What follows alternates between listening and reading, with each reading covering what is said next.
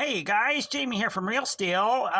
Today's video, we are going to be working on the Blue 78 that I call Big Blue. That's right, we're going to hook some gauges up and run some numbers and see how bad the motor really is. So let's get started.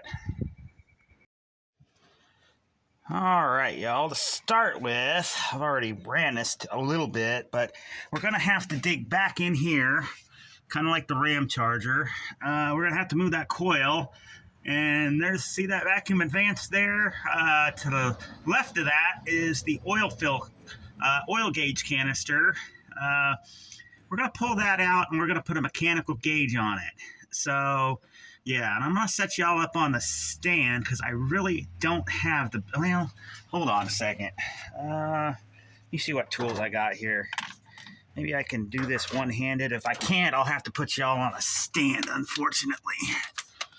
Oh, maybe a bit shaky. Oh yeah, I forgot this is the ratchet I can't pull the extension off of. Lovely. Yeah, it is what it is. It's kind of difficult one-handed. Sorry if I'm bouncing. That's some kind of ground for something back there. That's not a... Oh, is that a... Oh, that little strap there. Yeah, that's an engine ground strap. That's not the factory one. Okay, yeah. And you've got the choke heater control there and a little...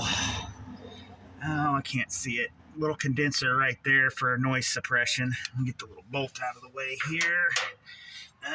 Where did I put my ratchet? Right in front of my face. I love that. Like I say, I'm doing this one-handed. I really don't want to, otherwise I'm going to have to put y'all on a tripod and climb up here. Okay, now this bolt back here, I shouldn't have to take out all the way, but let's see what we can do here. If it comes out, it comes out. No big deal. We're just trying to gain some room here to get to our canister. There it is. Yeah. Okay, coil to the side there. Oh, that's a different little wire bracket. I've never had one of them little wire brackets before under that nut. Okay, there's my advance. Let's see here. The canister shouldn't be awful tight, but pull the little wire thingy off. Yeah, move that bolt out of the way. And maybe I got room to get a wrench in there. Dang, I sure hope I do.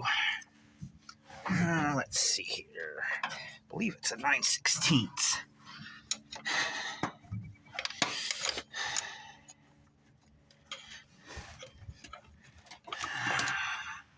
Yeah, unfortunately, I got to put y'all down and put you on a stand. We're just loosening it, and I'll bring y'all back. Give me just a moment. Boy, that escalated quick, y'all. I really thought I was going to have to pull the distributor out. There is zero room, and the vacuum advance is almost right on top of it. But we got her out now, and let's go ahead and we'll stick the little fitting in there, and then the line.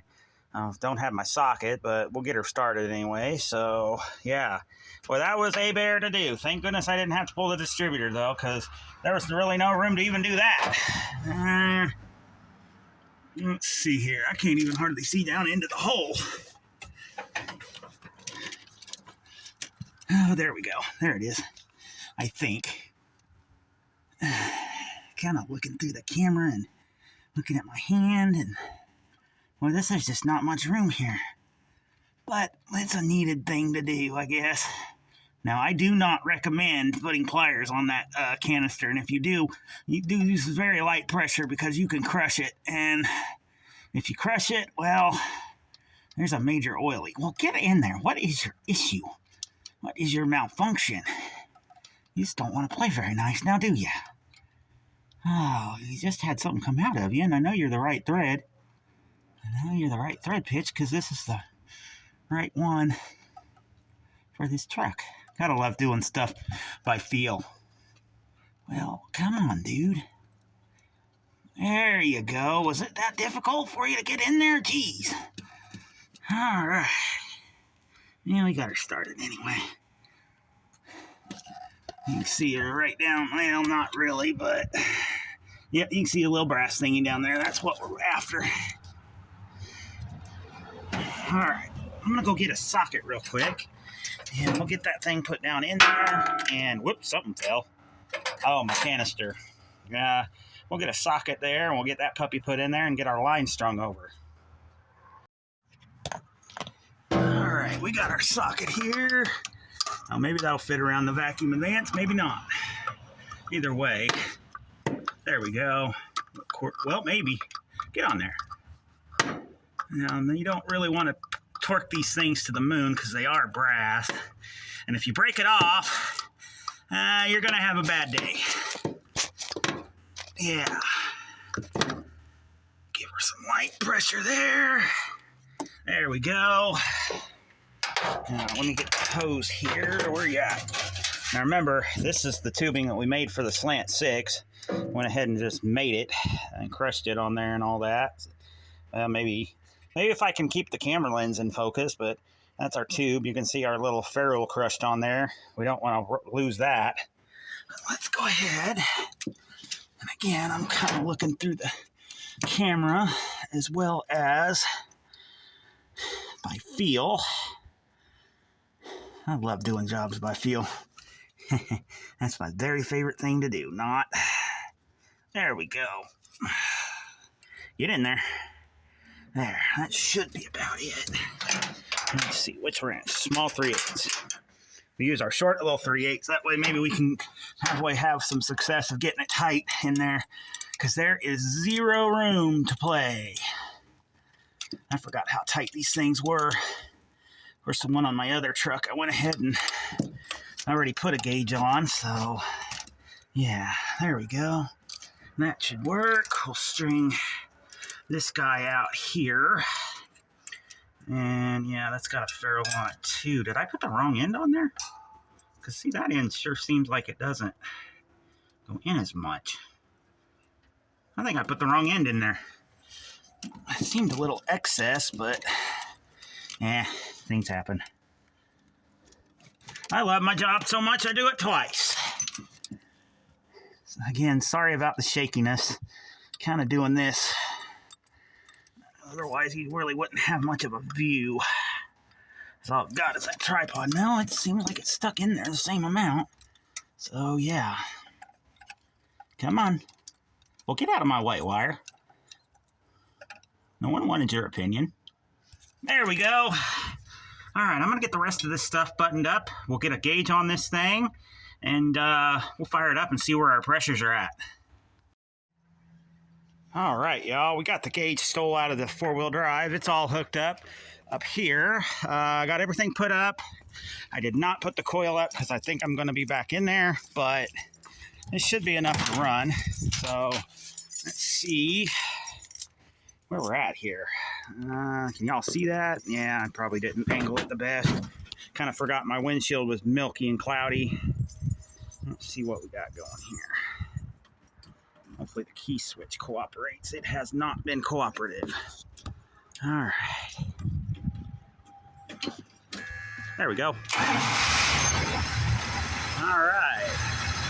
Well, that's not terrible. Now this is cold, a little bit above idle.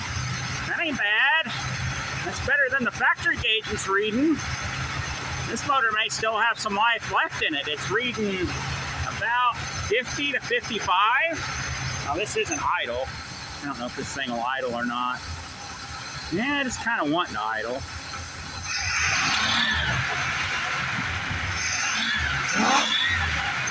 Ain't bad. Now the thing is, what's it going to be like when it warms up? Yeah, the carburetor's hung on it. I can smell it. It's running rough.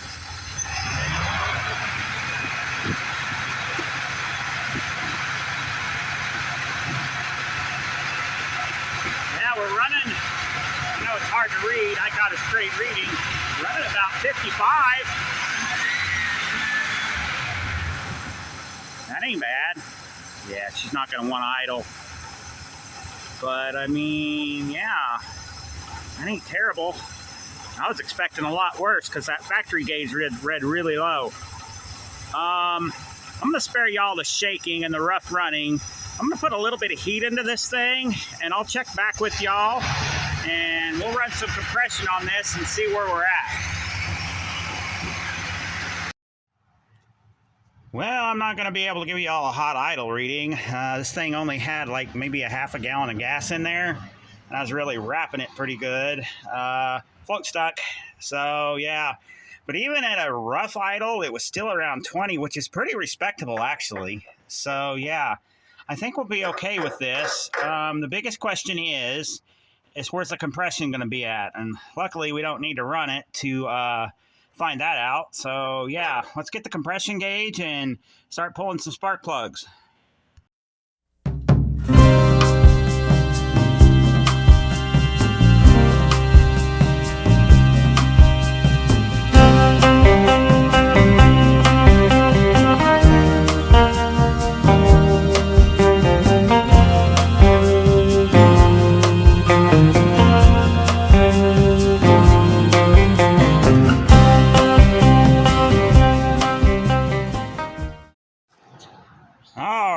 All right, y'all, we got our plugs out. They're all black and sooty, which makes sense because the float's stuck. That was a little warm. That was stupid. The float's been sticking open. We may pull the carburetor off later. We'll see what happens. But let me get my hot button starter switch and get set up, and we'll check some compression. All right, y'all, got everything hooked up. Let me go make sure my throttle's still blocked open.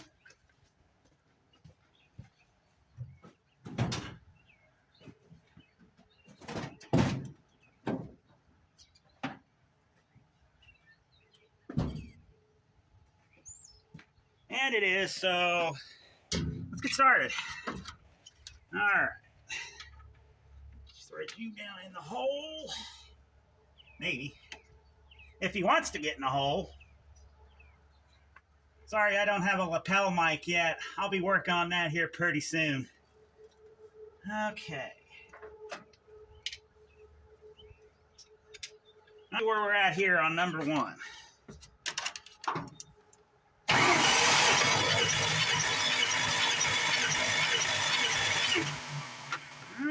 I'd say it's about 120.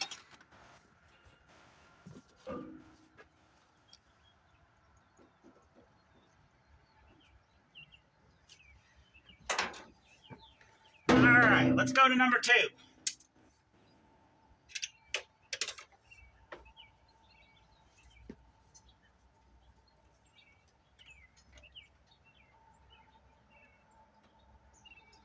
Come on, get in the hole. It doesn't want to get in the hole.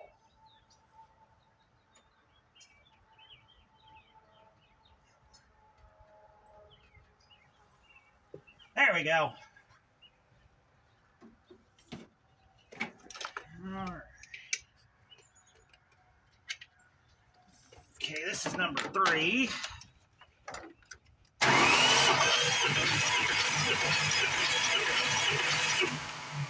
Yeah, about 115. Hoofed up.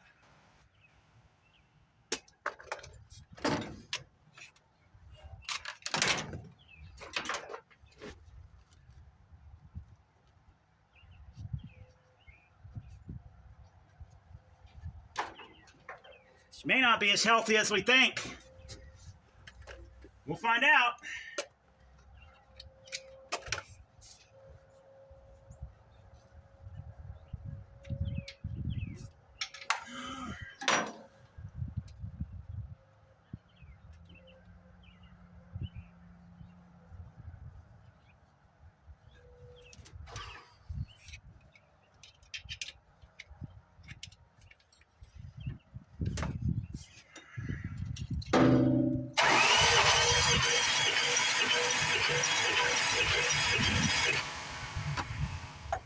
$113 maybe on number 5.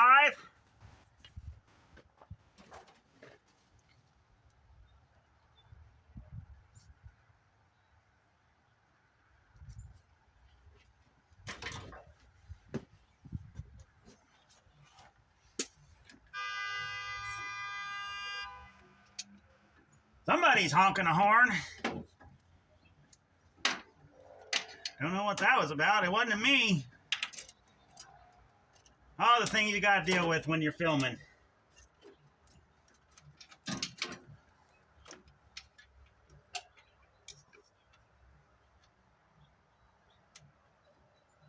Hey, it could be worse. We could have a locomotive.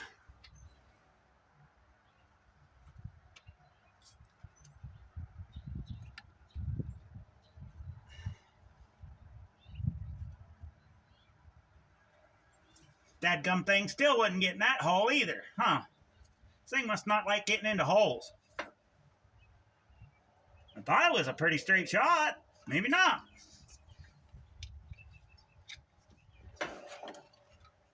Okay, that was real smart. The cage blew off. What the French? Now, is that secure? Let's see if that, let's try that again. Not.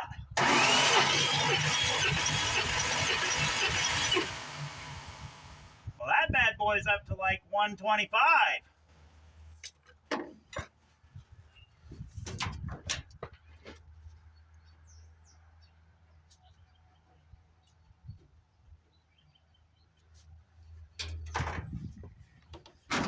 Ow. Got hit by the brain hook. AKA the hood catch. Mopar's people call him the brain hook. It looks like it's a big hook that can hit your brain. Oh, let's go to this bank. Now, this bank I do not have high hopes for. Because this is the bank, if you remember, that had water in it. I think it was mainly 4, 6, and 8, but I don't know. Well, now that one don't want to get in the hole. Boy, nothing wants to be cooperative today. Everything wants to be stubborn.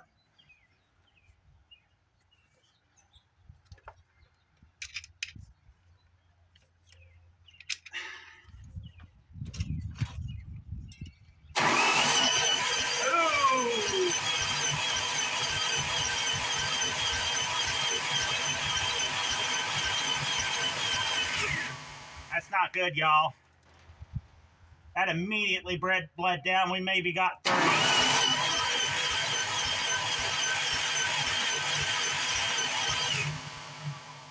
That's not good, y'all. Well, we got us a dead hole there. I ain't doing much of nothing. Yeah, my gauge is in all the way, so it's not blowing past that, I don't think. Maybe double check, but yeah, it's in all the way. Let's try it again, but yeah.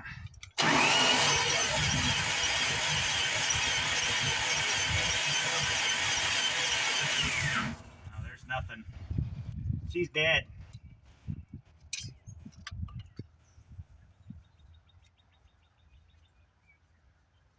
Guess I better write that result down. Heck, I should just put DOA. Maybe 20.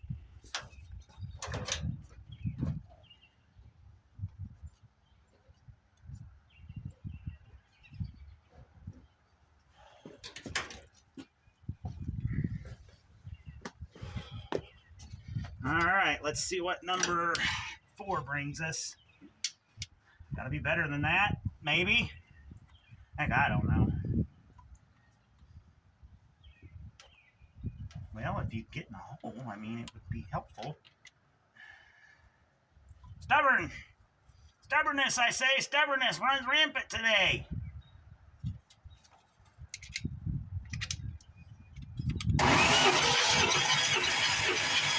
Well, that's a contributor right there. 125.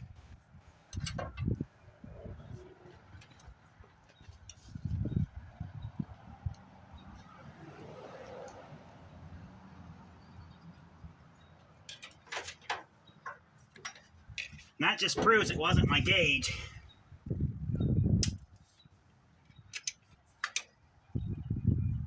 All right, here we go. Number 6. Come on, baby.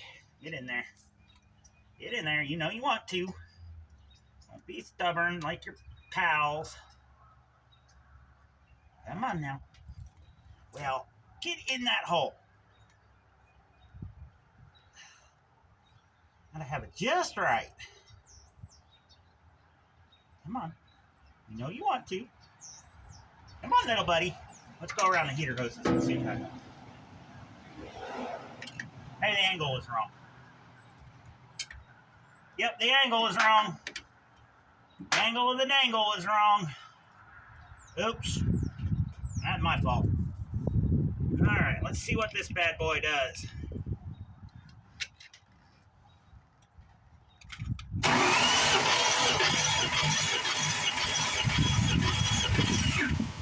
he's 120. He had some water in him, so yeah, the rings may be coming around on that one. Yeah, I can say that's a solid 120.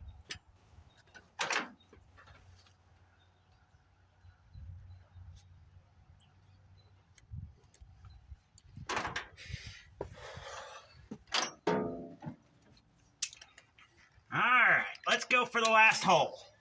Maybe he won't be so stubborn. Now, the last hole, I did see rust on top of the piston when I looked down there, so this one I don't have high hopes for, but we'll see what happens.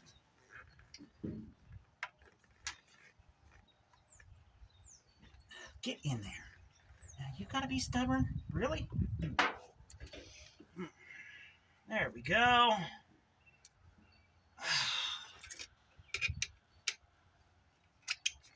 Okay.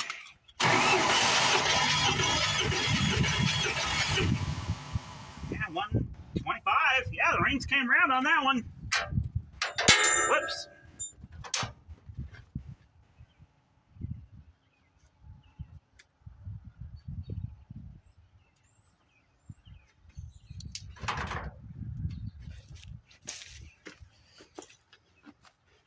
All right, I'm going to get these numbers all written down a little bit better, and we'll go over them. All right, y'all. While y'all weren't looking, I went ahead and put the plugs and wires and stuff back in all order. Basically just put it up. Left the coil loose. I'm not going to mess with that now. I think I'm just going to leave that pressure gauge hooked up under the hood for now. It's not hurting anything.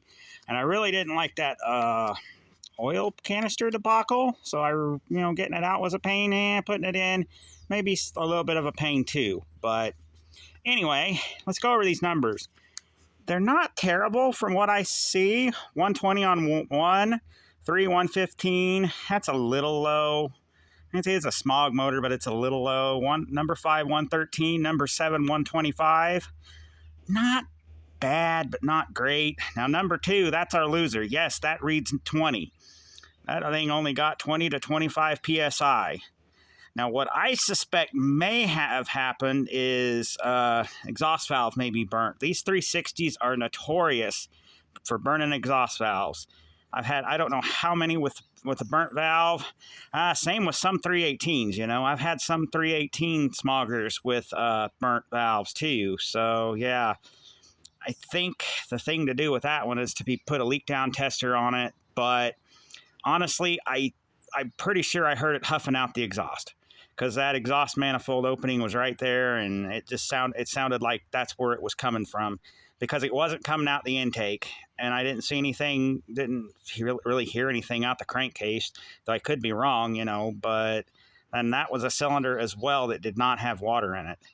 Number 4 is not bad, 125, 6, 120, 8, 125. Yeah, I'd say number 8 came around, because I know that one had water in it. I know 6 had a touch of rust on the spark plug, and so did number 4. But number 8 was the one I could see for sure having rust on it. So yeah, that's where our numbers are. Yeah. All right, y'all. Now, as for the rest of the truck and continuing forward with the project, I'm not going to use this motor. It's got too many issues. I believe it's got around 140K on it. 410 gears and no overdrive, and a work truck, that just really wears them out. Yeah, I could go through all that trouble and swap a head, but how long honestly would it last? So I think something better is going to happen with this one. Now I'm going to take this truck in a direction some people are not going to like. I'm going to be open and admit it right now. I won't reveal the direction that it's going to go. All I'll say is that it involves a 318 and an overdrive 4 transmission and no 410 gears. So yeah. Oh, and so yeah. Dang it, I'm losing my train of thought. It's been one of those days, y'all. But overall, she's really not a terrible truck. And that's why I want to go in the direction that I'm going to go. The tailgate's all nice and stuff, but check this out. I cleaned this bed out, and you would expect from a work truck to be beat to snot and all that, but it's really not. It is straight, except for that corner over there. It is straight. So I'm wondering, maybe did they have a topper or something on there possibly? But yeah, other than it being dirty, it is not a bad bed. So yeah, but overall, it's not terrible. Got a little bit of rust over the fender wells. It's not bad. The floors, the driver's side needs patch, but the passenger side, surface rust. I mean, yeah, the dash, the Bluetooth dash bezel I'll have to deal with. But yeah, you can see there's my throttle stop. Yeah, doubles as a good warm-up stick too. And a hammer. Yeah, you can see the driver's floor's got some pinholes and stuff, but that's not bad. Seat's not terrible, you know. But yeah. I think her work truck days are over. That's all I've got to say about it. I'll reveal more in the project as I get farther along, but for now, that's not my main priority. It could come into play just like the Ram Charger, but my main priority is that little RV 360 that I'm going through. And here's a sneak peek of some parts at it. I've been pecking away at it off camera, and I'll talk more about that in the video. But yeah, that's a little preview of what we've got going for the RV 360. And hopefully I'll be wrenching on that, depending on how weather goes this week, maybe later, or maybe next week. So yeah, but yeah. Sorry, I'm having camera issues. All right, y'all. Well, at least we got some direction as to go on the old pickup truck. Yeah, I suspected she was hurt, but I didn't know how bad. It's not terrible, but it's not great either. So, yeah, we found out our problem child cylinder. I was expecting more, but hey, only one bad one's not terrible, but when that one's bad, yeah, it kind of takes the whole motor down to it. I'm running on 7 and everything. It's just not that efficient. But anyway, this is Jamie from Real Steel Auto Works, and we'll catch y'all on the flip side. See ya.